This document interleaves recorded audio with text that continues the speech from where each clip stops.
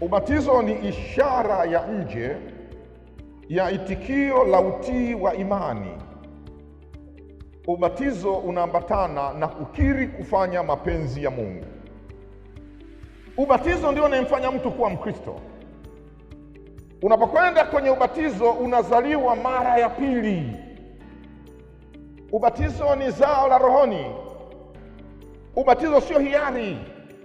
Huwezi kuwa Mkristo kwa sababu tu ya kutembea na Biblia. Ni lazima ubatizwe. Na walio wengi wamefundishwa vibaya, wanasema kwamba mtoto hana dhambi, anakuja na dhambi, ndio maana tunambatiza. Wadhamini ni watu ambao wanatakiwa wao wamekomaa kiroho. Udhamini ni kubeba nafasi ya huyu mtoto mpaka atakapopata kipaimara. Dhambi ya huyu mtoto iko mikononi mwako. Sasa leo walio wengi wadhamini, Christmas atadhamini watoto watatu, Pasaka atadhamini watoto watatu, alafu katikati kitokea batizo mwingine atadhamini, aonekane kila wakati. Unafahamu gharama udhamini?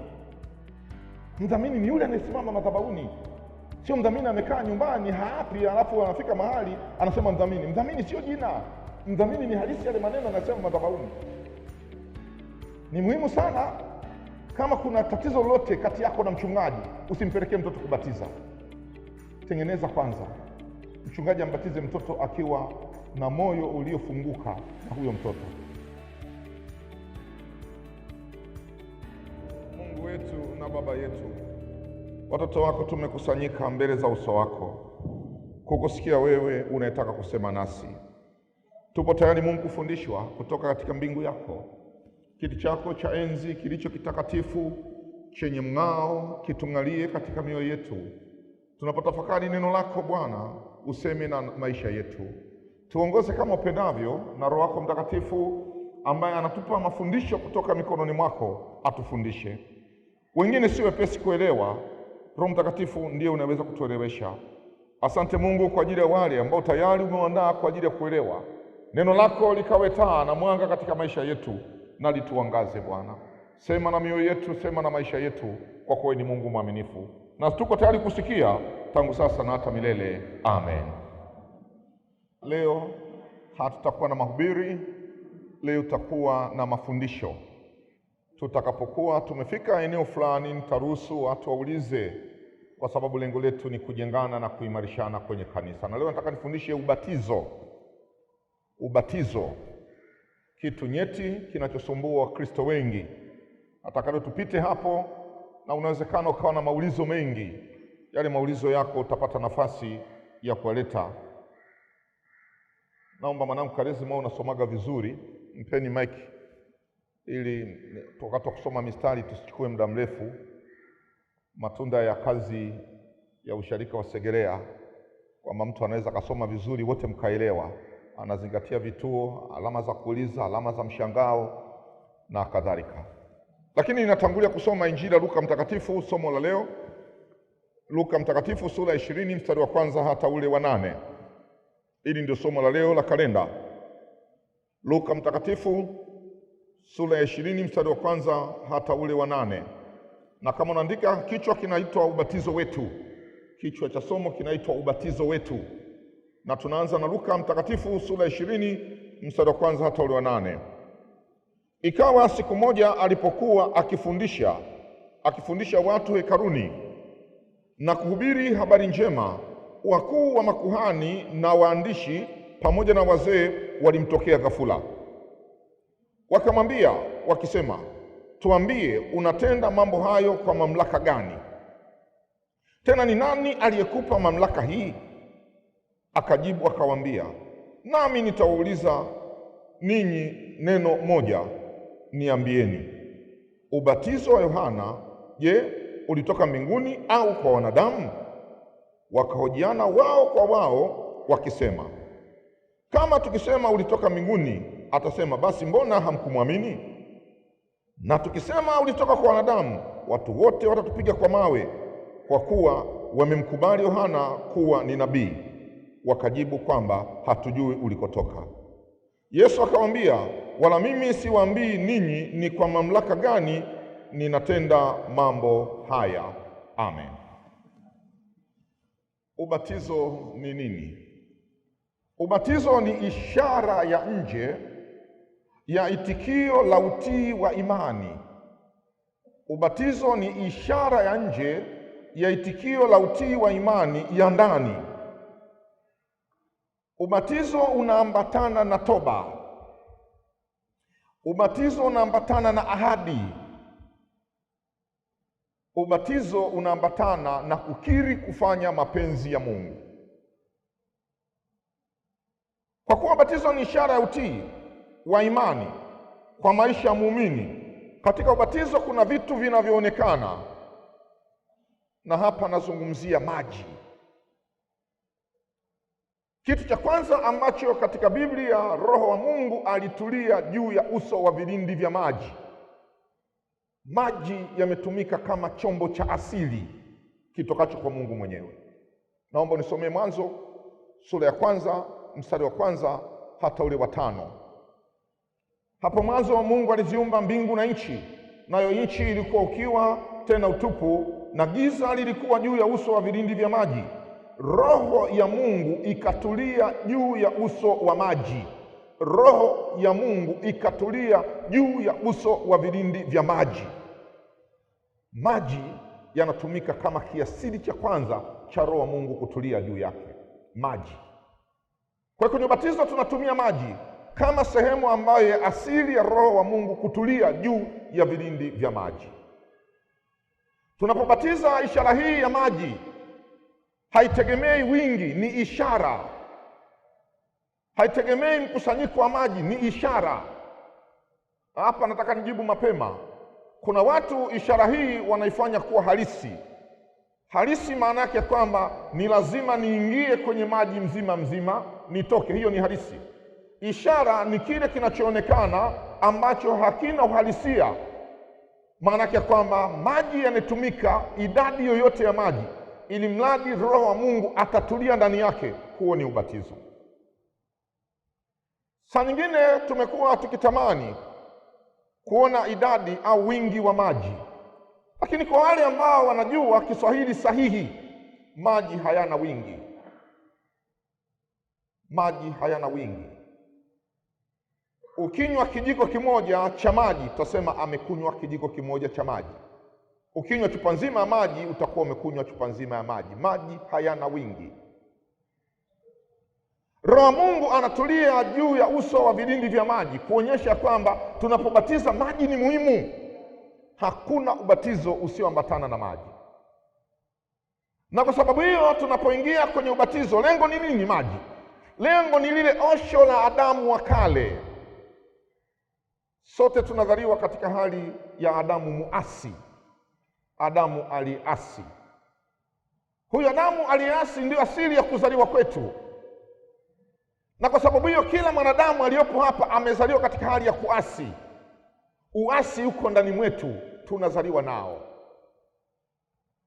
Lakini tunapokwenda kubatiza, tunamuondoa yule Adamu muasi na kumwambia Adamu mpya azaliwe. Hayo nitasema vizuri baadaye. Lakini ubatizo ni agano. Ubatizo ni mkataba. Ubatizo ndio unayemfanya mtu kuwa Mkristo.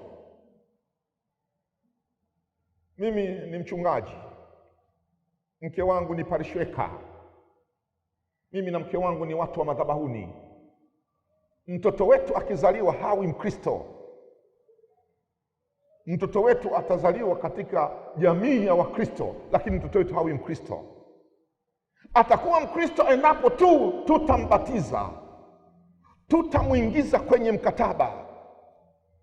Kwa batizo ni mkataba. Mtoto wetu akizaliwa hawi tu automatic ya kwamba amezaliwa kwa ajili ya mchungaji, atakuwa mchungaji. Hapana. Mtoto wetu atazaliwa katika hali ya dhambi. Nisomee Zaburi 50 mistari ile mitatu ya kwanza. Zaburi 51, samahani. Ee Mungu unirehemu sawasawa na fadhili zako, kiasi cha wingi wa rehema zako uyafute makosa yangu. Ndio. Unioshe kabisa na uovu wangu, unitakase dhambi zangu. Ndio. Maana ninajua mimi makosa yangu, na dhambi yangu ni mbele yako daima. Ndio, endelea. Nimekutenda dhambi wewe peke yako, na kufanya maovu mbele za macho Ndio. Wewe ujulikane kuwa una haki unenapo. Ndio. Na kuwa safi utoapo hukumu. Ndio, endelea.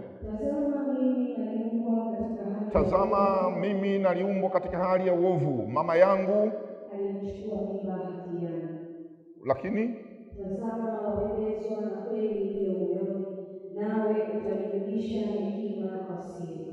Hekima kwa siri, hekima kwa siri. Utanijulisha hekima kwa siri. Niliumbwa katika hali ya uovu. Mama yangu alinichukua mimba hatiani. Kitendo hiki kinamfanya kila mwanadamu aliyezaliwa asiwe mkamilifu. Kila mwanadamu aliyezaliwa anakuja na asili hiyo ya dhambi. Mtheolojia mmoja alisema maneno yafuatayo, na mimi niliyapenda nikayanukuu. Sio lazima yawe ni maneno ya kweli, lakini maneno ya kithiolojia. Anasema, kwa nini mtoto tu akizaliwa analia badala mtoto kuzaliwa akiwa anacheka? Na mtoto akizaliwa mama asipolia anasema imekuwaje mwanangu? Na huyo mtoto atakuwa na matatizo endapo anazaliwa halii. Anapozaliwa tu analia. Na asipolia manesi madaktari wanahangaika ili alie. Kwa nini anakuja akiwa analia? Asije akiwa anacheka. Mtheolojia akasema kwamba hii ni hali ya dhambi. Huyu mtoto anatoka katika hali ya utakatifu wote aliopewa na Mungu, anakuja kwenye dunia yenye dhambi. Kitu cha kwanza kinachomfanya ni kuililia nafsi yake. Asipoililia nafsi yake tunahangaika ili alie. Sio lazima uyachukue hayo. Ni maneno ya mtheolojia. Mtazame jirani yako, mwambie na wewe ulipokuja duniani ulilia. Kwa hiyo tusione ajabu watu wanapokuwa na uchungu wa kilio. Tusione ajabu leo watu wanapokuwa na maombolezo ya kilio. Ni hali tuliyokuja nayo. Hii hali tuliyokuja nayo haiondolewi yenyewe, isipokuwa ni kwa neema ya ubatizo. Kwa ubatizo ni mkataba. Lakini pia ubatizo ni kuzaliwa mara ya pili. Unazaliwa katika mwili wenye kilio na maombolezo. Unapokwenda kwenye ubatizo unazaliwa mara ya pili. Huzaliwi tena kwa kurudi tumboni, unazaliwa katika uso wa dunia yenye dhambi. Ubatizo unakufanya kuwa ni sehemu ya mtu mpya. Nisomee Yohana Mtakatifu sura ya 3 mstari wa 5 na wa 6. Yohana Mtakatifu sura ya 3 mstari wa 5 na wa 6. Yesu akajibu, amin amin nakuambia, mtu asipozaliwa kwa maji na kwa Roho hawezi kuingia ufalme wa Mungu. Kilichozaliwa kwa mwili ni mwili, na kilichozaliwa kwa Roho ni roho. Ubatizo ni zao la rohoni. Na bado Yohana tuambia maji. Ubatizo ni zao la rohoni. Unapopata kuzaliwa katika roho, maji lazima yatumike, na kilichozaliwa kwa mwili ni mwili, na kilichozaliwa kwa roho ni roho. Mwanangu akiwa amezaliwa, mimi baba yake nimemzaa kwenye mwili. Mke wangu atamzaa kwenye mwili. Kuzaliwa rohoni ni tendo la ubatizo. Kitendo hiki cha ubatizo kinaambatana na ushuhuda. Kwa sababu hiyo tunapoita ushuhuda, ubatizo ni chombo cha neema. Sio haki ya kila mtu kupata ubatizo, ni kwa waliopata neema. Neema maana yake ni msaada wa Mungu wa upendeleo. Tunapendelewa. Kuna watu ambao wataishi kwenye dunia hii bila kubatizwa. Si kwamba wamefanya makosa, hawajafikiwa na neema. Wewe uliyepata neema ukafanikiwa kwenye ubatizo, sikiliza Tito katika sura ile ya 3 mstari wa 4 hadi wa 7. Tito 3:4 hadi 7. 4 hadi 7. Ndio. Lakini wema wake Mwokozi wetu Mungu ndio na upendo wake kwa wanadamu ulipofunuliwa alituokoa. Ndio. Si kwa sababu ya matendo ya haki tuliyotenda sisi. Ndio. Bali kwa rehema yake. Ndio. Kwa kuoshwa. Kwa kuzaliwa kwa pili na kufanywa upya na Roho Mtakatifu, ambaye alitumwagia kwa wingi kwa njia ya Yesu Kristo Mwokozi wetu, ili tukihesabiwa haki kwa neema yake tupate kufanywa warithi wa uzima wa milele kama tumaini letu ni kurithi uzima milele. Kwa hiyo ubatizo ni chombo kinachomfanya mtu kupokea neema ya kurithi uzima wa milele. Utaniuliza, je, watu wasiobatizwa, kama Biblia haikusema, kwa nini mimi niseme? Lakini mimi nasema kile Biblia inanifundisha. Inaniambia mtu asipobatizwa hawezi kuingia ufalme wa mbinguni. Kilichozaliwa kwa mwili ni mwili na kilichozaliwa kwa roho ni roho. Mimi siwezi kusema nje hapo. Na kwa sababu hiyo ubatizo ni lazima. Ubatizo sio hiari. Ni lazima kwa Mkristo kubatizwa ili uingie kwenye huo mkataba wa neema. Huwezi kuwa Mkristo kwa sababu tu ya kutembea na Biblia. Ni lazima ubatizwe. Kwa hiyo sharti la kuwa Mkristo ni kubatizwa. Kuna watu wanasema, inakuwaje wanabatiza watoto wadogo? Ni kwa neema, si kwa ajili ya haki. Huyu mtoto mdogo anabatizwa kwa neema, sio kwa sababu ya jitihada alizonazo. Hata mtu mzima habatizwi kwa jitihada alizonazo, ni kwa neema, ni kipawa kilichotoka kwa Mungu kwa njia ya Roho Mtakatifu ambaye alitumwagia kwa wingi kwa njia ya Yesu Kristo. Kwa sababu hiyo tunapochukua na kuwaleta watoto wadogo ni kwa neema, si kwa haki. Lakini ubatizo pia ni kuzikwa. Unamzika yule Adamu wa kwanza, unamfanya Adamu wa kwanza aliyomo ndani ya mtu afe, halafu mtu mpya anafufuliwa. Kwa ubatizo ni kufa na kufufuliwa. Nisome Warumi 6:4. Basi tulizikwa pamoja naye kwa njia ya ubatizo katika mauti yake, Ndio, kusudi kama Kristo alivyofufuka katika wafu kwa njia ya utukufu wa Baba, ndio, vivyo hivyo na sisi tuenende katika upya wa uzima. ndio. Tulizikwa. Yule aliyezaliwa, yule aliyelia alikufa kwa njia ya ubatizo, akazikwa. Mtu mpya akafufuliwa. Ubatizo ni kumfufua mtu mpya na mtu wa kwanza kuondoka katika maisha haya. Kwa njia ya ubatizo, mtu mpya anapozaliwa, anazaliwa na maneno yafuatayo. Naomba unisomee sasa, tumwabudu Mungu wetu. Tumwabudu Mungu wetu, ukurasa wa 364. Nisomee tumwabudu Mungu wetu, ukurasa wa 364. Kuna neno pale limeandikwa ahadi ya ubatizo. 364. Kuna maneno yako chini kabisa pale, chini kabisa. Naomba hayo yasome. Namkataa shetani na kazi zake zote na mambo yake yote, najitoa kuwa wako, Mungu Baba, Mwana na Roho Mtakatifu, ili nikutegemee na kukutumikia kwa uaminifu hata nitakapokufa.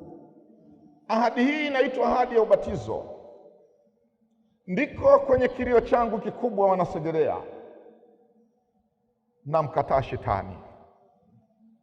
Anakuja Mkristo anasema, niko tayari kumbatiza mtoto wangu.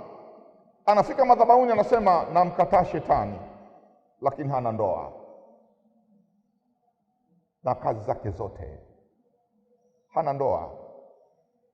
Anasema, anajitoa kuwa wako, Mungu Baba, Mwana na Roho Mtakatifu, ili nikutegemee na kutumikia kwa uaminifu hata nitakapokufa.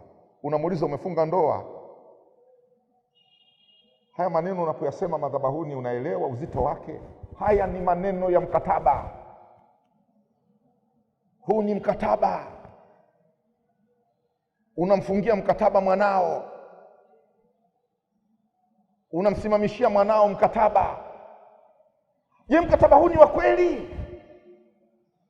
Mkataba huu unakuja kusema madhabahuni, unatoka ndani ya moyo wako? Niliwakumbushaga, tulikuwa tunafanya huduma ya misioni kule Morogoro vijijini, sitaki kutaja hicho kijiji. Tulipata watu wengi, watu wazima wengi walikuja kwenye ubatizo. Hata tukiwa na baba askofu mstaafu mzee Rinazo Sendoro. Siku ya ubatizo ilipofika, mzee Sendoro akawa anawaambia, semeni namkataa shetani. Mzee mmoja akagoma kusema maneno hayo.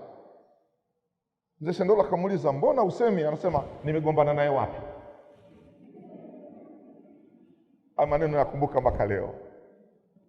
Huyo shetani anasema namkataa, umegombana naye wapi? Mpaka leo fike mahali umkatae. Lakini unaposema maneno haya madhabahuni, unatoka hapa kwenye mlango, ukifika pale nje, fikiria, waza tu, unafika pale nje unakutana na shetani anasema, ulisemaje pale madhabahuni? Unamwambia, nilisema na ukataa na kazi zako zote na mambo yako yote. Wapendwa, madhabahuni sio mahali pa kulopoka. Madhabahuni ni mahali pa maagano. Ubatizo ni agano. Tukiwa tunakuhoji ya kwamba imekuwaje unatuchukia kwa sababu tunahoji. Lakini mimi uzoefu wangu kwa uchungaji wangu huu wa miaka niliyokuwa nayo, ninajua kuna wazazi, kuna kina dada, kuna kina mama wamezaa na waume za watu. Na ukimuuliza, lete basi mwanamume uliyezaa naye, atamficha kwa gharama yote. Huyu mwanamume hatumsaidii wala huyu mtoto hatumsaidii. Halafu madhabahuni nasema namkataa shetani na kazi zake zote.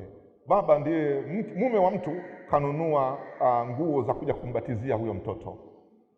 Anafanya sherehe ya huyo mtoto, mke wake kule nyumbani hajui. Halafu huyu mwanamke amesimama anasema namkataa shetani. Shetani nani? Yule mwanamume au shetani wewe sasa? Na wakati mwingine watu wanakasirika, wanasema kwa nini? Kwa nini? Mtoto ana dhambi gani? Nataka nikwambie, mtoto anakuja duniani na hali ya dhambi. Na walio wengi wamefundishwa vibaya, wanasema kwamba mtoto hana dhambi, anakuja na dhambi, ndio maana tunambatiza. Useme mtoto hana dhambi, kwa nini anabatizwa basi kama hana dhambi? Anakuja ili tuondoe dhambi ya asili. Ukituletea madhabahuni mtoto ana dhambi ya asili na wewe unaongeza dhambi ya asili, tunakosea huyo mtoto. Na mbele nitaeleza. Nilibatizaga mtoto. Yule mtoto nilipokuwa nambatiza, tulikuwa tumemaliza kila kitu. Nikasema nakuwekea alama ya msalaba usoni, kifuani wakawa wamemzuia. Nikasema mfungueni, wakamfungua pale kifuani. Na weka alama msalaba usoni na kifuani. Nafungua kifua, nakuta yule mtoto ana hirizi. Niendelee kumbatiza yule mtoto? Nimwache? Nilichoamua ni kukata ile hirizi. Kwa sababu mtoto hawezi kutegemea na kutumikia mabwana wawili. Amekuja kwenye agano, lazima maagano mengine yafe. Mtoto huyu tuanze naye upya. Nikakata ile hirizi. Nikamaliza kubatiza. Ni misioni. Nimekaa tu, familia imekuja kunifuata, tunataka hirizi yetu. Unajua tumeinunua kwa gharama kubwa, ni kinga ya huyu mtoto. Chungaji, tunataka hirizi yetu. Ni heri mtoto asingebatizwa kuliko kuondolewa hirizi, ni ya gharama. Huyu mtoto amekuja kuingizwa kwenye agano, lakini mtoto ana agano lingine. Na wazazi wanalitegemea lile agano. Amekuja kubatizwa kama fashion, watu waone na mimi mwanangu amebatizwa apewe na cheti. Lakini ndani hakuna huo ubatizo. Namkataa shetani na kazi zake zote na mambo yake yote. Katika batizo kuna wajibu wa watu maalum, wanaitwa wadhamini. Wadhamini ni watu ambao wanatakiwa wao wamekomaa kiroho. Sio mtu mchanga, wao wamekomaa kiroho. Na hapa nifundishe, sio Biblia ila ni mimi. Unanichukua mimi nije kusimamia mtoto wa miezi mitatu, unategemea nini? Manake si nitakufa mimi mtoto hajapata kipaimara. Sio Biblia, ni mimi. Tafuta watu basi wenye umri ambao unajua mwanangu atalelewa katika imani. Unamchukua mzee kama mimi unasema kwamba nisimamie mwanangu kwenye kipaimara. Unajua wajibu wa mdhamini? Lazima ujue wajibu wa mdhamini ni nini. Unamchukua mdhamini ambaye ndio kama umri wako mimi, tumeshafika mahali tuko jioni, unasema nisimamie mwanangu. Unafahamu wajibu wa mdhamini? Mdhamini ni mtu aliyekomaa kiimani. Nisomee Wakolosai 3:9-10. Msiambiane uongo. Ndio. Kwa kuwa mmevua kabisa utu wa kale. Ndio. Pamoja na matendo yake. Ndio. Mkivaa utu mpya unaofanywa upya, upate ufahamu sawasawa na mfano wake yeye aliyeupa. Tusiambiane uongo. Lazima kwenye ubatizo tuwe tunazungumza ukweli. Tazama watu watakayebeba nafasi ya mwanao kwenye ubatizo. Nilimpa mtoto kipaimara, mwanafunzi wa kipaimara. Siku ya kuuliza ya kwamba mdhamini wako unamjua, akasema simjui mdhamini wangu. Nikamuuliza lete cheti, akaleta cheti. Nikamwambia mama anamjua mdhamini wako, anasema mama hamjui mdhamini wangu. Ilikuwaje? Bibi ndiye aliyenibatiza. Kaambia kwa hiyo tumtafute bibi. Tukamtafuta bibi, tumpata bibi, akasema ndio mimi ndo nisimamia ubatizo wa mjukuu wangu. Mbona kwenye cheti linatoka jina la mtu mwingine? Anasema huyo aliyesimamia tulimwandika ni mtoto wa shoga yangu. Alikuwepo wakati wa ubatizo? Wala hakuwepo. Nikamwambia shoga yako naweza nikampata ili nimpate mwanawe? Anasema tumekorofishana, hata namba zake sina. Nikamwambia basi tunataka kumbariki mtoto, jitahidi kupata namba zake. Baada muda akanipa namba. Kunipa namba, nampigia huyu aliyesimamia binti, anafanya kazi huko Bagamoyo, anafanya kazi hotelini. Naambia ulisimamia mtoto? Anasema mimi nisimamie mtoto mimi? Naambia ndio, jina linatokea hapo. Hapana, mimi sijasimamia mtoto. Mama huyo na kuhangaika kwake na shoga yake. Just imagine. Kitu ambacho kinabeba dhamana ya maisha ya mtu unakichezea. Nikamwambia hapa kwenye cheti imeandikwa wewe. Nasema nifute, mimi sihusiki. Kwanza nishabadilisha na dini. Wadhamini wakamatana, tumekuja hapa na kuangalia usoni. Nasema uwe mdhamini wa mwanangu. Naona nakubali, ndio niko mdhamini wa mwanangu. Unafahamu gharama ya udhamini? Udhamini ni kubeba nafasi ya huyu mtoto mpaka atakapopata kipaimara. Dhambi ya huyu mtoto iko mikononi mwako. Uasi wa huyu mtoto uko mikononi mwako mpaka siku atakapopata kipaimara. Mdhamini ndio na wajibu wa mtoto kwenda Sunday school. Mdhamini ndio na wajibu wa mtoto kumleta kwenye kipaimara siku ya kumwandikisha, kwa sababu ndio simama kukiri agano madhabahuni. Sasa leo walio wengi wadhamini, Christmas atadhamini watoto watatu, Pasaka atadhamini watoto watatu, alafu katikati kitokea batizo mwingine atadhamini, aonekane kila wakati. Unafahamu gharama ya udhamini? Udhamini sio picha. Udhamini kuna kitu cha ndani. Watu wanakuja kwenye fundisho la darasa la ubatizo, huaga na wafundisha yale nitokea mimi. Dada yangu, mtoto wa mama yangu mdogo, dada yangu yeye ni mkubwa kwa umri, lakini amezaliwa na mama yangu mdogo. Aliolewa na kijana wa Kiislamu.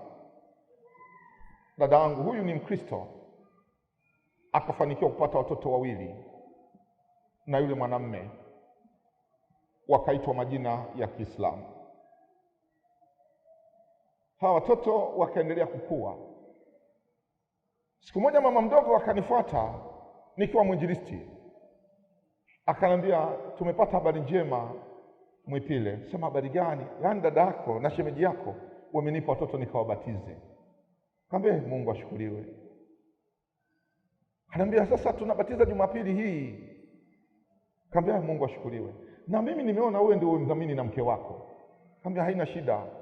Watoto tumewapata kutoka katika familia, Mungu atasimama.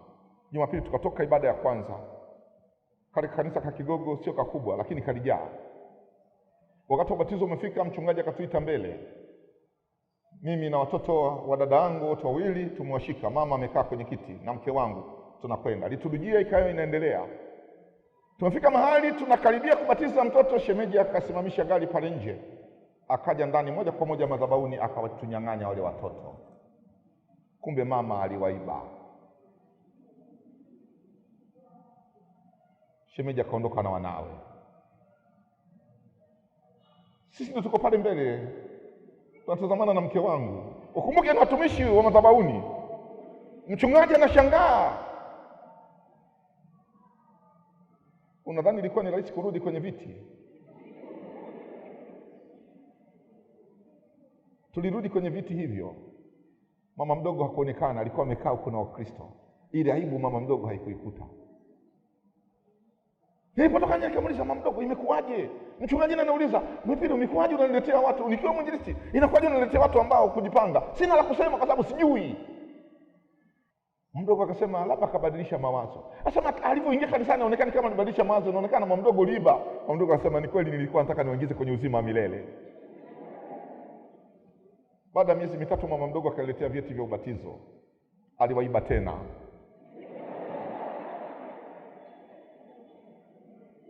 Akaenda kuwabatizia washirika wa Magomeni. Mdhamini ndio mimi na mke wangu. Watoto wale wakabadilika baada baba yao na mama yao kufa, wakabadilika sana tabia. Wakawa si watoto wema tena. Mama mdogo ananiambia wewe ndio mdhamini. Nikaanza kuhangaika na wale watoto. Mimi ni mdhamini. Ingawa ni mdhamini feki, lakini ni mdhamini sasa. Ndugu zangu, udhamini sio picha. Udhamini ni gharama. Watoto tulifanya kazi ya ziada kuwatoa katika majanga waliokuwa nayo na kuwatengenezea mazingira wawe watoto wema, ili tutumie gharama kubwa mno. Tukafanikiwa sana kumfanikisha huyu binti, lakini kijana mpaka leo tunapambana katika maisha. Mimi ni mdhamini. Nataka nijue huyu kijana yukoje. Umri wa kijana umeshakwenda sasa hivi, ana zaidi ya miaka 40, hataki kuoa wala hana mawazo ya kuoa. Mimi ni mdhamini. Kwa kijana tunamfanyia kwamba kapate kipaimara, anasema kipaimara ndio kitu gani? Siendi kwenye kipaimara. Ile dhambi bado iko. Sikumlea ili afike kiwango. Binti akatusaidia Mungu, akaendelea vizuri. Akapata mafundisho pale usharika wa Ubungo. Sasa hivi ameolewa binti, yuko nje ya nchi. Amepata neema, amezaa mtoto mdogo. Ile mtoto mdogo ana kipawa kikubwa na anaendelea kutunza. Anaendelea kumtunza na kaka yake ambaye sasa hataki Ukristo. Mimi ndio mdhamini. Ingawa ni mdhamini feki. Kama mimi kwangu mti mbichi umetokea hivi, mti mkavu unasemaje? Nikikuhoji kwamba niletee mzazi wa huyu mtoto ili nizungumze naye, unasema mchungaji, sheria zenu ni ngumu, yani mchungaji unatupeleka mahali pabaya sana. Mimi yamenikuta.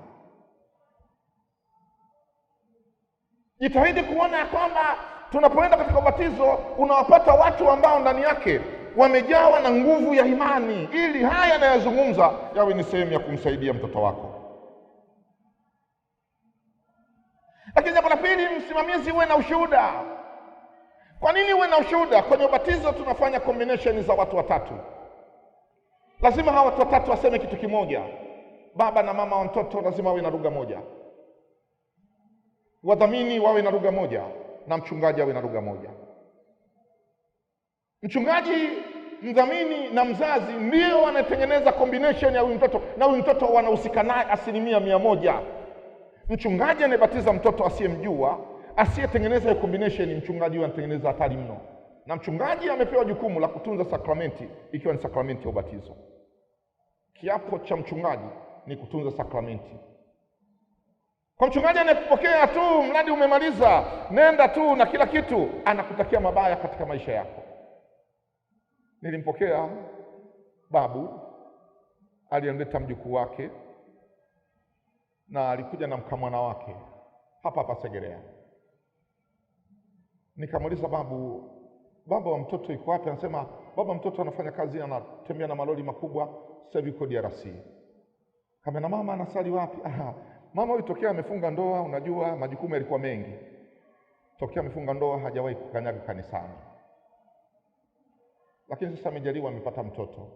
Na mimi ni babu, naona tu mjukuu wangu nimbatize. Nikamwambia ataishije Kikristo? Ataishije Kikristo? Naomba usome tena tumwabudu Mungu wetu. Ukurasa wa 364.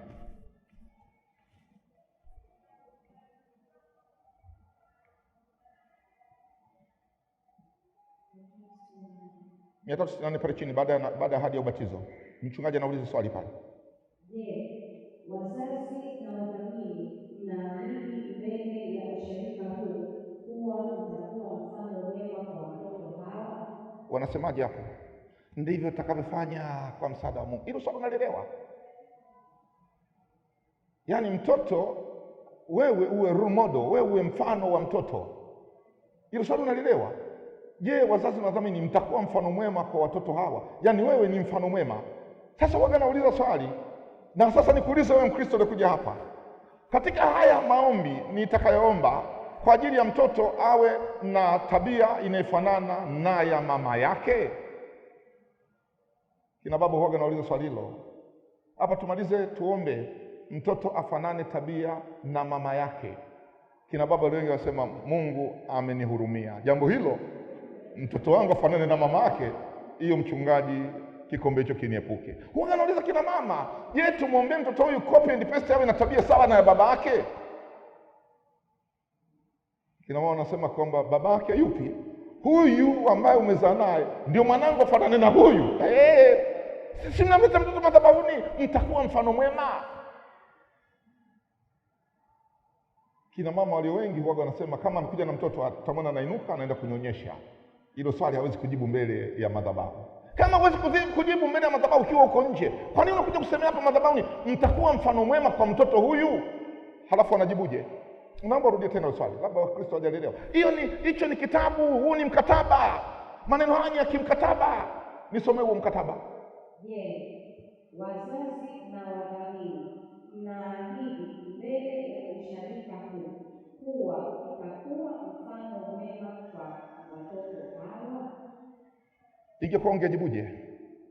Na wewe unajua mikorokoro yako uliokuwa nayo, halafu madhabahu inakuuliza utakuwa mfano mwema kwa mtoto huyu, unajibuje hapo? Kwa mfano sasa tumekurahisishia, anajibuje? Kwa msaada wa Mungu. Imetoka hiyo. Lakini sio swali rahisi hilo. Hilo sio jambo jepesi. Panda pale juu 365, usikilize washarika wanavyosema. Mchungaji acha uliza afu usikilize washarika wanavyosema. Huo ni mkataba. Wapendwa, mtakuwa waaminifu katika wito wenu kuwa washiriki wa kanisa la Kristo, ili watoto hawa na watoto wengine wote katika usharika wetu wakuwe katika kumjua na kumpenda Bwana wetu Yesu Kristo. Hilo swali mnalielewa kwa washarika? Nadhani swali hilo ni jepesi.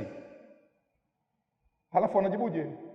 Kwa msaada wa Mungu. Amen. Sio maswali rahisi hayo. Usifikiri unatengeneza hayo maswali, unatengeneza vitu rahisi. Hiyo ni kitu kigumu mno. Mtoto anaingizwa kwenye agano, anaingizwa kwenye mkataba. Halafu sisi wote tunashirikishwa kwenye ule mkataba. Halafu tunajibu wakati huo tunajua kwamba maisha yetu, maisha ya wazazi wa mtoto huyu hayako sawa. Halafu tunakuja kusemea madhabahuni. Halafu nataka watoto watokee kuwa watoto wema. Wanatoka wapi? Wanatoka wapi? Hii mikataba tunaizungumza nao madhabahuni tunawezaje? Wadhamini ambao wanadhamini mtoto alafu hawajui hata mtoto huyu wa nani, baba yake yuko wapi. Wanasema alinifuata. Tulikutana kwenye jumuiya, alikuja kwenye jumuiya akauliza nani anaweza kunisimamia? Na mimi nilikuwa ninaona Jumapili nitakuwepo, nikasema mimi nitamsimamia. Unamjua baba yake? Hata simjui, lakini nimeona tu ametafuta katika jumuiya, tukasema tukubaliane kwenye jumuiya. Likishafika hapa tena linakuwa sio swala la jumuiya, linakuwa ni swala lako. Unabeba dhamana mtoto wa mtu mwingine ambaye humjui mwanzo wala humjui mwisho. Unauliza, hivi unatambua lolote la mtoto huyu? Unatambua lolote la baba yake? Unatambua lolote la mama yake? Sema bibi yake ndio aliniomba. Lakini pia wadhamini wanatakiwa wawe watu waaminifu. Mimi imenikuta binti yangu alipokuwa amezaliwa, mwalimu wa junior seminari alikuja kuniomba, anaomba asimamie ubatizo wa mtoto wangu, yeye na mke wake. Ni walimu niliokuwa na waheshimu sana pale junior seminari, ni jirani zangu, na ni walimu walikuwa na ushuhuda mzuri.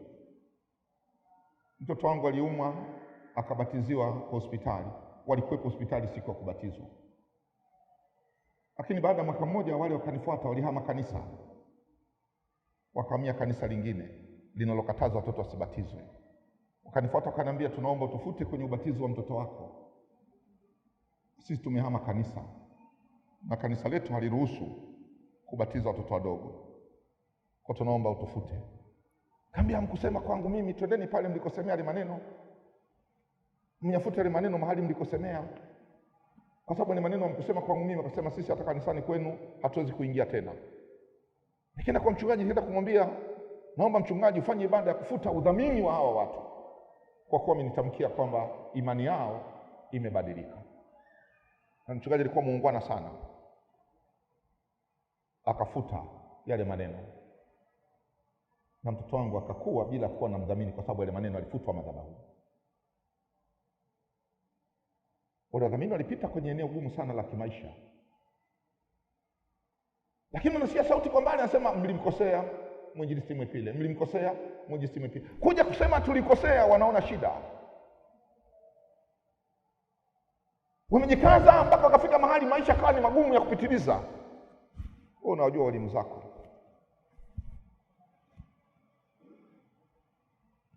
Ukidhamini usidhanie maneno yanamalizikia hapa, maneno yanakufuatilia.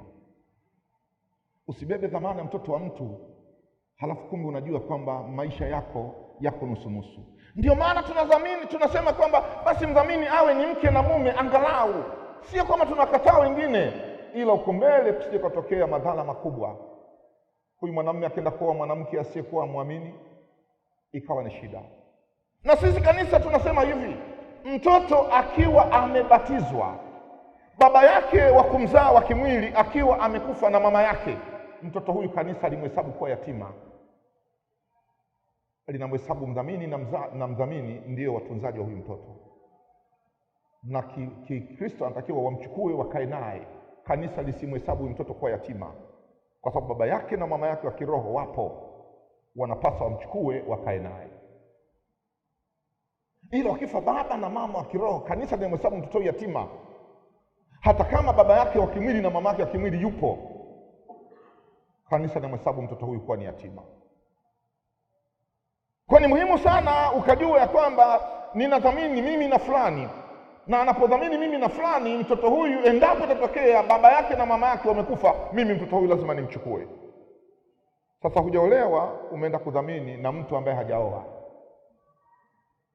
Baba yake na mama yake huyu mtoto wakaja kufariki, mnamchukua ile mtoto mnamlea wapi? Nyumba gani?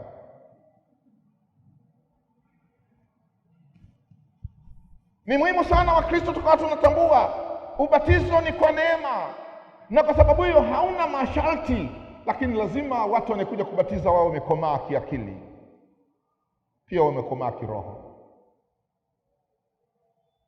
Ni muhimu sana kubatiza, ni muhimu sana kubatizwa, lakini lazima uwe umekomaa. Katika karne ya kwanza na katika karne ya pili, ubatizo haukufanyika kwa ajili ya watoto wadogo, ulifanyika kwa watu wazima tu wanaokaribia kufa. Kwa kuwa walisema kwamba ukishabatizwa ukikosea hutapata tena neema, walisubiri mpaka watu wanakaribia kufa ndio walibatizwa. Na kwa sababu hiyo ilikuwa ni ubatizo wa watu wazima tu wanakaribia kufa. Karne ile ya pili ukatokea magonjwa makubwa, wakaanza kufa na watoto wadogo. Sasa kumbe kifo hakichagui mtu umri, mtu yote anaweza kafa. Ndio kanisa likaamua kwamba kumbe hata watoto wadogo wanakaribishwa katika njia ya neema kwa ubatizo. Mungu atubariki. Haya ni mambo machache kati ya mengi ya ubatizo nilisema leo tuseme zane. Nimetumia dakika 50 katika kuyasema haya, lakini nimesema leo nauliza kama kuna mtu ana jambo la kutaka kuuliza linalohusiana na ubatizo. Mimi ndio nimepewa dhamana ya ubatizo. Nisipoueleza ubatizo, hakuna kueleza ubatizo.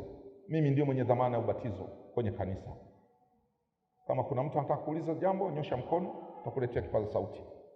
Lolote linalohusiana na ubatizo nitakujibu. Kuna mkono kule mwisho. Karibu, ngoja kuletee mic. Karibu sana. Amen.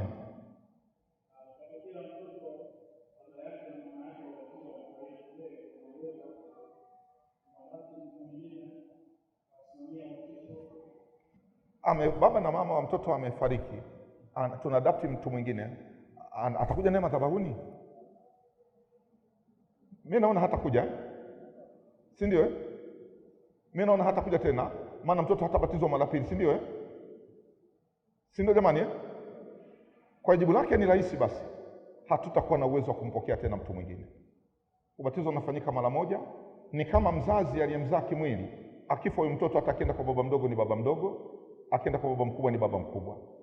Anayesimama madhabahuni ndiye mwenye dhamana ya huyo mtoto na wala sio mtu mwingine. Kwa endapo wazazi wamefariki wa kiroho, mdhamini wa kike na wa kiume wote wamefariki, mtoto akabakia, huyo mtoto ataitwa yatima katika maisha yake ya kiroho. Utakuwa umenielewa? Maana nimeona mwisho umesikitika sana. Kama imekutokea hayo, nikupe pole, na kama hayo yapo katika maisha, mtoto anaendelea kulelewa. Hapo wazazi wanashika sasa jukumu la wadhamini, mchungaji anashika jukumu la wadhamini. Na ikitokea namna hiyo, mwai sana mchungaji. Nilikwambia kuna combination, mchungaji, wadhamini, wazazi. Wazazi wanapata mpaka baraka na mchungaji, wadhamini wanamaliza tu baada ya ile liturujia, lakini wazazi wanapata baraka. Ile baraka unaifahamu inasema maneno gani? Hebu fungua hii ukurasa nikusomee ile baraka. Wazazi wanaibarikiwa baada ya kubatiza mtoto wao. Ni kusomea haya maneno. Ukurasa wa 366, ile sala. Ile sala ya wazazi, kubariki wazazi. Naomba unisomee ile sala. 366. Hebu some hiyo sala. Maneno tukija ibadani huaga tu yakumbuki. Yanapita tu. Alafu kitoka hapo sijui nilisema, sijui niliache ili soma ile sala ile. Mchungaji anaomba nini kwa ajili ya wazazi? Anaombea kitu gani wazazi? 366, kubariki wazazi. Mungu Mwenyezi, tunakushukuru kwa ajili ya rehema zako nyingi unazotutendea sisi kila siku. Ndio. Tunakushukuru kwa kuwatunza na kuwasaidia hawa wazazi katika saa za kuona uchungu na mahangaiko. Hata kwa ulinzi wako umewajalia ukawapa watoto hawa na kuwaweka mikononi mwao salama. Ndio. Na leo kwa njia ya ubatizo wamepokelewa kuwa katika kundi lako na warithi wa uzima wa milele. Baba Mungu, kwa hayo yote wazazi hawa wako mbele yako na mbele ya washirika kukutukuza na kukushukuru kwa huduma zako nyingi kwao zisizopunguzika. Katika jina la Bwana wetu Yesu Kristo tunakuomba wasikie. Luka tena, twende ile 367 pale juu, tuombe tena. Mungu, tunakuomba walinde wazazi na watoto wao, wawe na nguvu za kimwili na kiroho. Wajaze wazazi Roho Mtakatifu wako, wapate kuwalea watoto wao kwa upendo, ili wakujue wewe Mungu, wakutii, wawe na ujuzi wa kufanya mapenzi yako. Haya maombi sio rahisi. Tunatoka tumezoea tu kwa sababu yameandikwa, lakini sio maombi rahisi. Nikimalizia hilo ya kwamba wazazi wadhamini wanapokuwa wameitwa mbinguni, wanapofariki wadhamini, mtoto huyo anarudi mikononi mwa mchungaji. Mtoto anarudi mikononi mwa wazazi. Mzazi na mchungaji wanakuwa na kitu kimoja, wenzetu wameondoka, sisi tumlee mtoto huyu. Ndio maana mchungaji ana wajibu mkubwa sana kwa ajili ya mtoto anayebatizwa. Wajibu wake uishii nje tu, wajibu wake unaishia mpaka ndani. Na kama una ugomvi, kwa mfano mimi Mwepile, una ugomvi na mimi, tumegombana, kuna vitu fulani hunielewi, kuna vitu fulani nimekutibua, nimekuchanganya, hunielewi vizuri, niombe ukabatize mtoto wako mahali pengine, ama tengeneza. Huyu mtoto nikimbatiza nikiwa nina ugomvi na mzazi wake, tunatengeneza ugomvi kwa huyu mtoto, atagombana na mchungaji tu huyu mtoto. Ni muhimu sana, kama kuna tatizo lolote kati yako na mchungaji, usimpelekee mtoto kubatiza. Tengeneza kwanza, mchungaji ambatize mtoto akiwa na moyo uliofunguka na huyo mtoto. Kuna siku moja hapa nilikasirika, hapa Pasegerea nilikasirika sana siku hiyo. Alafu nikaacha kubatiza mtoto. Sijui kama mnakumbuka wale mliokuwepo. Nilikuwa natoa taarifa ya fedha, alafu tulikuwa tunabatiza mtoto. Alafu swali moja likaniudhi, likagusa moyo wangu. Nikahama kwenye uchungaji, nikarudi kwenye ubinadamu. Mbele yangu na mtoto nataka nibatize. Niliacha kubatiza yule mtoto. Nilimwinua mchungaji mwingine nikamwambia nibatize yule mtoto. Hii sio sura nzuri ya kubatiza mtoto. Niliacha kubatiza mtoto. Namtengenezea mtoto sumu. Ni heri nisifanye ubatizo. Ningemwambia yule mzazi asingenielewa, lakini nilimwambia yule mchungaji alielewa sana kwamba sikuwa vizuri, akanibatizia yule mtoto. Na mtoto akabatizwa na yule mchungaji. Si kwa sababu ya bahati mbaya. Ninajua napandikiza nini kwa huyo mtoto. Usigombane na mchungaji alafu kasema mwache tu akafanya wajibu wake. Huko nyuma una neno, unatengeneza sumu mbaya sana kwa huyo mtoto. Mwenye masikio na asikie. Patana na mimi kabla ya kubatiza. Tunagombana wapi wewe na mchungaji alafu unaleta mtoto abatizwe? Unatengeneza kitu kigumu mno. Nilichotaka kukataa kusema ngoja nikiseme. Sasa kumetokea fashion hasa watoto wa kike. Siku kubatizwa mtoto anavalishwa huku kichwani mavishanga huku ya ajabu ajabu, anakuja kubatizwa. Anakuwa sio mtoto halisi. Huku kichwani anapendeza mno kichwani. Utazani labda binti anayekwenda kwenye send off. Wanasema tunampeleka kwenda kubatiza. Ni muhimu sana tukabatiza mtoto halisi mwenye nywele zake. Huyu mtoto unamlemba ili afanyeje? Ile roho anayebatizwa nayo mtoto ikija kuambukiza utu uzima, utakuja kupiga kelele. Kumbe si kwa kumuingiza kwenye agano, ulimuingiza agano mawili kwa wakati mmoja. Swali lingine pale nyuma. Asante kwa mambo yako. Kwa Mungu katika chaguzi mlango wa 8:21, Mungu anamwambia anasema mawazo ya wanadamu ni mabaya tangu ujana wao. Na mara nyingi kanisa tunabatiza watoto wadogo. Na unaona sio na mara nyingi zikija wanaoibuka mapema vijana. Sasa kuna baada ya hatua ya utoto pale wanapobatizwa, wanapoingia ndani, kuna hatua nyingine ya kufuata ili waweze kutokana na hii. Ndiyo. Hatua ya kwanza iko kwa wazazi na wadhamini wakiwa na wajibu wao. Walete watoto wao katika Sunday school, watoto wao wafundishwe mafundisho ya Sunday school. Wadumu katika ile fundisho ya Sunday school. Wakiongezeka walete kwenye kipaimara. Wafundishwe kwenye kipaimara, waongezeke nguvu katika kipaimara. Baada ya watoto wanashika maisha yao yote. Karibu. Ndio maana ya kujengana. Tunauliza maswali, lengo ni kujengana. Wakristo wengi nadhani kuna maeneo ambayo tunapata mafundisho vizuri kuhusu mila za koo zetu. Mara nyingi tunaleta watoto wa kubatizwa, wengine vitabu vyao vimeshakatika, na mara nyingi jamii za Kiafrika unakuta kuna mila zao, watoto wanapokatika zile siku kadhaa wana mila zao.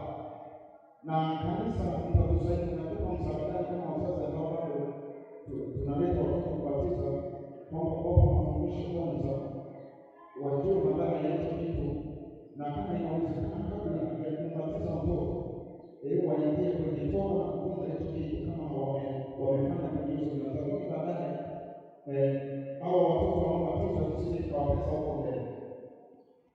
Asante. Nadhani ni ushauri mwema. Na ndio maana Mungu ametupa neema Segerea tuna darasa. Lakini nani anayetaka kuja kwenye darasa la ubatizo anasema ninajua huyu ni mtoto wa 4. Mimi nishasimamia watoto wa 4. Mchungaji amesema saa 4 siku ya Jumamosi na wajibu kazini. Na wajibu kabisa kazini. Mama nani wewe nenda, mimi najua. Hii inatuponza sana kwenye kanisa. Hatujui vitu vingi. Hapa ndo nimefundisha ni vitu vichache miongoni mwa vitu vingi vya ubatizo. Lakini kuna watu leo wanaondoka wakiwa wamefunguka na haya muda mfupi, kwa sababu watu hawajui, lakini wanadhania wanajua. Kwa nini wamekaa muda mrefu kanisani? Kwa nini wana uzoefu na kadhalika? Lakini katika masuala ya mafundisho kihalisia, mtu akifundishwa anasogea hapo.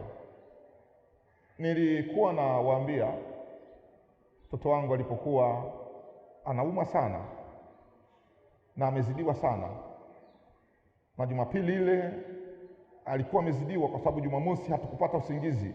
Mtoto ameumwa sana usiku ule. Nilikuwa ni mwinjilisti, niko peke yangu kwenye mtaa. Na Jumapili natakiwa nikaongoze ibada. Nyumba nilikuwa nimepangiwa na kanisa ilikuwa ndio njia kupitia kwenda kanisani. Na vifaa vya kanisa vilikuwa vinakaa nyumbani kwangu. Kila aliyepita pale alinionea huruma kwa sababu mtoto alikuwa anaumwa sana. Nikaenda kuongoza ibada. Nilipomaliza ibada nikawaaga wazee. Nikasema naenda kutafuta matibabu ya mtoto hospitali. Wazee wakasema basi tusubiri, tunakaa kidogo kikao cha baraza la wazee. Baraza la wazee lilikaa. likanionea huruma kulingana na umri wangu wakati ule na hali ya mtoto aliyokuwa nayo. Wakasema sadaka za leo zote zikusanywe, tumpe mwinjilisti zimsaidie kuuguza mtoto wake. Lakini baraza likajiongeza, likasema patikane na mtu mzima atakayeongozana na mwinjilisti kwenye matibabu. Na baraza likajiongeza, linafahamu kuna mganga wa kienyeji yuko Vingunguti. Basi katibu wa baraza aongozane na yule mzee anamjua huyo mganga, wampeleke mwinjilisti kwa mganga akatibiwe mwanawe, na sadaka hizi zitamsaidia kwa ajili ya kulipa ramli. Wazee wakanifuata kwa moyo wa upendo, wananihurumia, na akanishirikisha hilo jambo lao zuri la mwanangu kwenda kwa mganga wa kienyeji. Mimi ni mpile hivi hivi, sijabadilika. Juzi na jana nilimwambia nakwenda kumpeleka mwanangu hospitali, nikirudi hili baraza limevunjika. Na nawaambia kweli, chezea maeneo yote, usicheze katika masuala ya ushirikina ukoleta kanisani. Na kuchukia kutokea ndani ya moyo wangu, na kuchukia. Kwa ukiona mimi nawe tunachukiana, ujue labda kuna vitu fulani haviko sawa. Kwa nikaondoka, nilikuwa nimekasirika. Yaani wazee badala kuja kunitia moyo na utubiaje mwanangu, wazee wanakuja kunieleza kuna mganga Vingunguti. Nikaondoka, Mungu ashukuriwe, mwanangu akapona. Niliporudi lile baraza likawa lina akili ya ziada. Lile baraza lilikuwa na akili. Liliamua kwenda kwa mkuu wa jimbo kusema aondoke mwinjilisti. Walikuwa na pande mbili. Mmoja akasema ameuguzwa sana na yuko mbali na hospitali. Wengine akasema kwamba ana misimamo mikali, na mkuu wa jimbo akakubali nihamishwe. Nikahamishwa, nikaleta lile baraza. Kama baraza linanishauri mimi vile, wewe unakushauri nini? Ukristo, wenzangu nyinyi mliozaliwa nao, pengine hamuoni thamani yake. Mimi ambao nimeingia katika utu uzima, kila ninachokiona nakiweza kukifanya, nakifanya kwa ajili ya utukufu wa Mungu. Lakini wenzangu mmeshauzoea. Mnaweza kidogo mkachanja chale, mkasema nitaenda kutubu. Mnaweza mkavaa hilizi, mkasema kwamba hakuna mtu anaiona. Mnaweza mkaenda kwa waganga, mkapiga ramli, mkaja kanisani, hakuna mtu anayenijua. Kwangu mimi Ukristo ni tofauti mno. Kwangu mimi Ukristo una gharama. Sio kitu rahisi. Huyo Kristo alikonichimba, kwenye hilo chimbo alikonitoa, sio chimbo rahisi. Siwezi kuchezea Ukristo. Kwa nikahamishwa, nikaacha lile baraza la wazee. Na siku ninaondoka, walimba kwa mbio zuri sana. Tuimbe tumepona, tuimbe tumepona. Kwa hiyo baraza la wazee lilimba umepona kwa sababu mimi nilikuwa nimeondoka kwenye lile baraza nikaliacha. Ukristo sio maigizo. Ukristo ni wako mwenyewe. Kama unaambiwa kwamba lete kitovu cha mtoto tukiweke juu ya mgomba, na ukasema aliyeniagiza ni fulani wangu, ana mamlaka juu ya mwanangu, hiyo sio shida aliyekuagiza, shida ni kwako wewe, kwa nini unapeleka. Na wewe ukiiva katika mafundisho ya kanisa, kanisa litakuheshimu sana. Kama tuna swali la mwisho, saa 4 kasoro dakika 20. Tutataka tutoke mapema. Amina.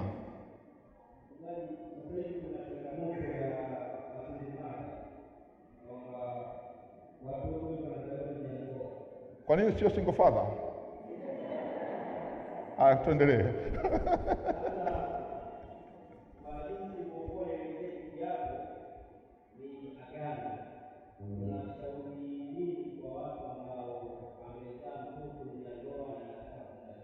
Hao watoto wanapokelewa vizuri sana na kanisa. Mtu mwenye changamoto namna hiyo anakuja kwa mchungaji, aje kueleza ukweli. Sasa nikwambie kitu kimoja. Amezaliwa mtoto ana miezi miwili. Baba amemkataa mtoto, yani miezi miwili baada ya mtoto kuzaliwa, baba ndo amemkataa huyo mtoto. Lakini mpaka miezi 8 alikuwa anamtunza. Baada ya miezi miwili kuzaliwa, baba amemkataa. Mama anakuja kulipiza kisasi. Nibatizie mwanangu, nimkomoe yule baba. Inakuwa sio sawa. Isipokuwa tunakaa chini tunazungumza kwamba mimi imetokea, nimepata ujauzito nisioutarajia. Kumbuka kuna watoto ambao wamekuja duniani bila kutarajiwa. Huyu mtoto anapokuja duniani bila kutarajiwa, mwenyewe huyu mtoto lazima tumsaidie. Na ndio maana tunasema tunatengeneza combination. Mtoto huyu hakukusudiwa kuja, lakini amekuja duniani. Mama anajuta kwa nini nimezaa, baba anajuta kwa nini nimezaa, mtoto amekuja. Tunatakiwa tumsaidie ili huyu mtoto aendelee kukua katika ibada na mafundisho. Tunamtafutia wadhamini, na hapa tunaita watu wanaokuwa waadilifu. Tunasema Mwinjilisti Mbaga, huyu mtoto uwe mdhamini wake. Mchungaji Tikeni Kinyamasongo, huyu mtoto uwe mdhamini wake. Mtoto huyu anatoka katika mazingira 1, 2, 3, tumsaidie huyu mtoto. Mtoto anabatizwa. Katika kazi ngumu ni kazi ya kuwahoji watu ambao wamefarakana katika masuala ya mtoto wao. Nimeshapewa watoto wengi katika idadi ya watoto. Kina mama wakipata huko matatizo wanakuja. Na ikipiga simu kwa baba kumuuliza kwamba bwana, nasikia wewe mwenzako amesema umezaa naye. Sijazaa naye mimi, umezaa naye wewe. Hayo ni matusi. Na mimi mchungaji nayapokea. Sinamtaka mtoto nimbatize. Mmoja alinitukana akaniambia, mbona ukate simu? Nikamwambia hujamaliza. Ukimaliza ndo nitakata simu. Sasa nishamaliza tayari, naomba ukate simu. Nikamwambia nitakupigia tena baadaye.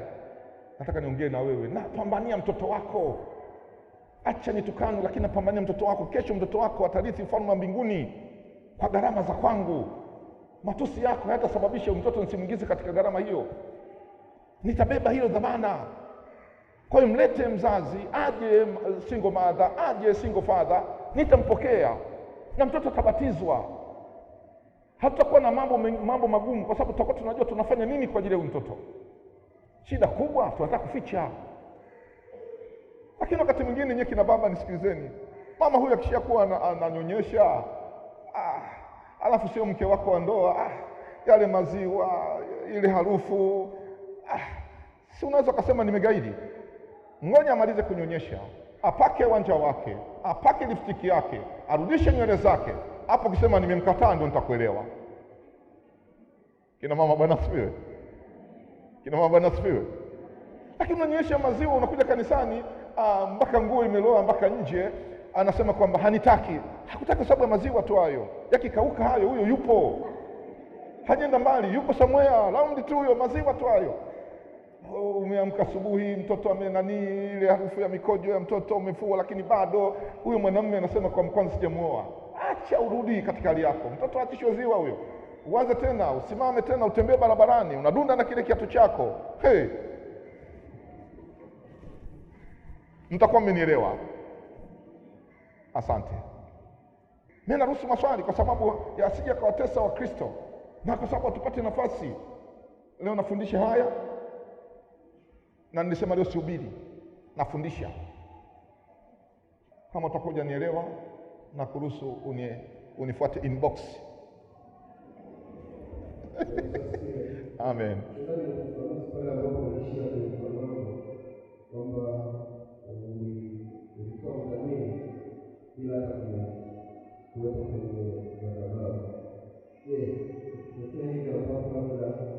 Kuna wengine wamesimama kama wadhamini, lakini wengine wanataka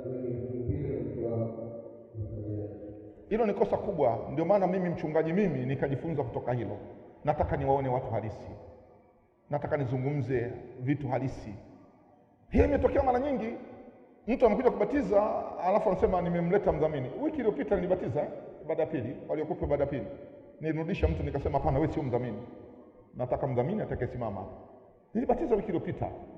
Akasema wewe anasimamia kwa niaba ya kakangu. Nikamwambia hapana, kakako yupo hapa madhabahuni. Tunataka mtu atakaye hapa hiki kiapo. Mdhamini ni yule anayesimama madhabahuni.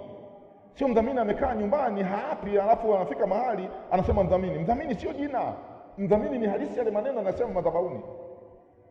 Kwa hiyo mtu akisema kwamba anakaa anaandika kwa niaba na mchungaji akapokea, hapo ndo tuna shida uchungaji wetu. Segerea mimi nimesema kwamba baba yake yuko Kongo, tangu alifunga ndoa hajakanya kanisani. Mama yake yuko Segerea, tangu alifunga ndoa hajakanya kanisani. Babu tokea umeozesha hujakanya kanisani, unaleta mjukuu abatizwe. Kwangu mimi hapana. Na mimi hilo sipati shida. Umetoka umeenda kubatiza mahali pengine, Mungu akubariki. Na mchungaji atakayepokea hivyo, Mungu ambariki. Lakini kwangu mimi nitafuata kukusaidia. Kwani mimi nigombane nawe kwa ajili ya mtoto wako kwa sababu gani? Napambana na maisha ya mtoto wako, kwa sababu mtoto wako arithi uzima wa milele, kwa sababu na combination, mimi mzazi na mdhamini. Tusikosane sisi. Peleka kule nyuma. Amina.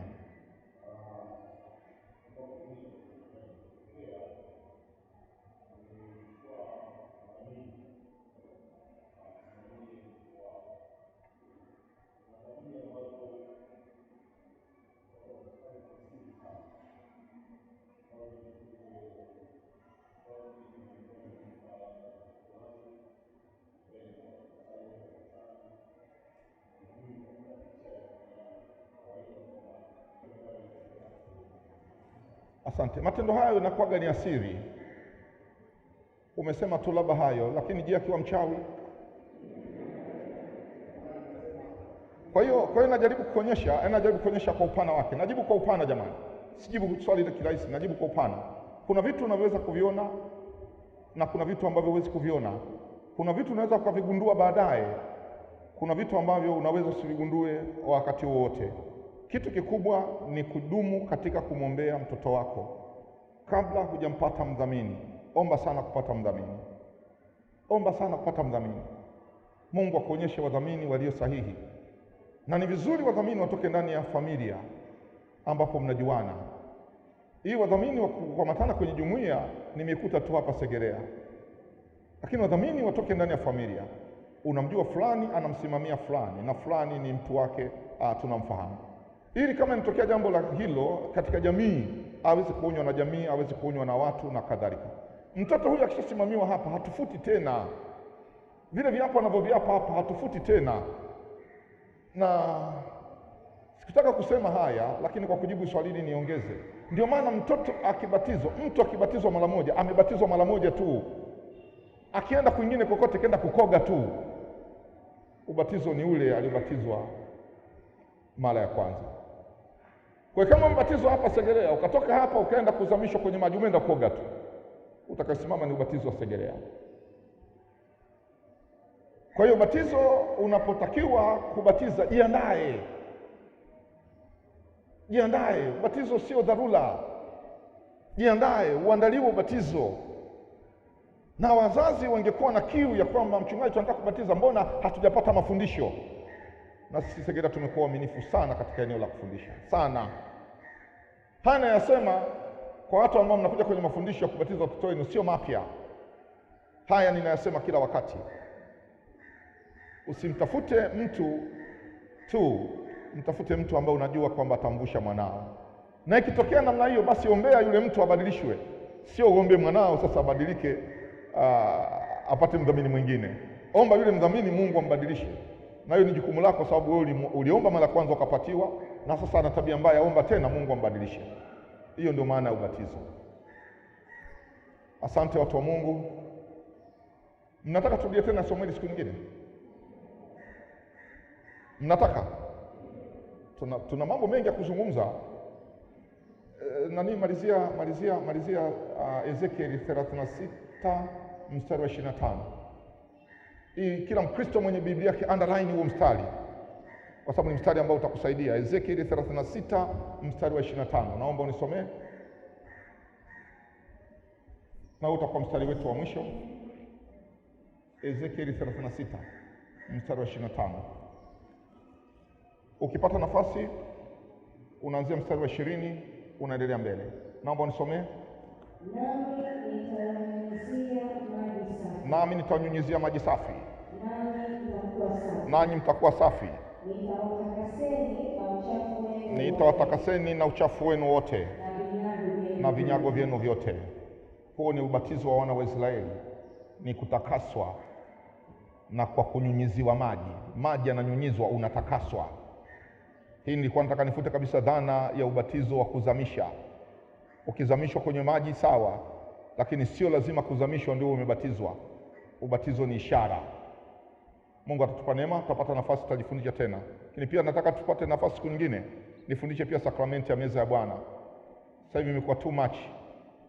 Watu huyu kalewa, huyu kafanya nini, basi anakuja hapa. Hata ya ubatizo Krismasi ya pili vile au lini, mtu kapanda hapa madhabahuni, anajitahidi kupanda hizi ngazi ilikuwa ni Krismasi ya pili. Amfika madhabahuni, hali ya hewa imebadilika, anashika mtoto anayumba naye mtoto madhabahuni. Huyo ndiye mdhamini, anamleta mtoto madhabahuni. Nikamnyang'anya yule mdhamini, nikamshika mwenye mtoto nikambatiza.